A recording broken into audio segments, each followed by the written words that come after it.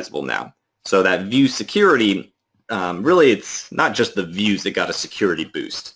So let's just talk about the security for a moment here, where previously you only had a couple basic options. So when you added a user, you could choose whether they could view the Invoices app, whether they could create invoices, and whether they could change the settings inside of the Invoices. There really wasn't that much more than that. Now the Invoices v6 version fully leverages our role-based access control.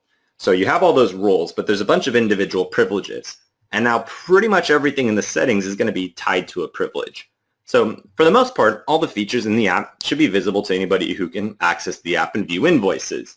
So you'll see here like the newsfeed and the calendar, they're restricted to the view invoices privilege. But then here you can see like the create and edit one, there's one privilege just for viewing the reports. But if we go into like, let's say the views section, you'll see the same thing here. Security privilege is tied to the view invoices privilege. But you can now create your own custom security privileges and then restrict features based on that. So let's say underneath your custom views, you wanted to take one view and then specifically restrict it to maybe just one group of people. You can actually come in and create your own custom privilege and say,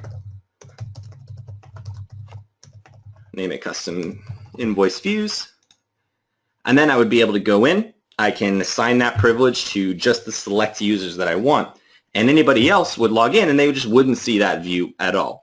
So you can actually go through a ton of different features. When you go into the reports and such, you will be able to customize them and choose exactly who would be able to access each individual item. And it even goes deeper than this. So we'll talk about field level security in just a moment, where now you can go and say that certain fields on an invoice are read-only and restricted to just this one special privilege that we created a moment ago. Lots of different new security options that are going to be available. But let's go ahead and step into the next area. So I pretty much covered off all those. In email templates, previously you were able to go and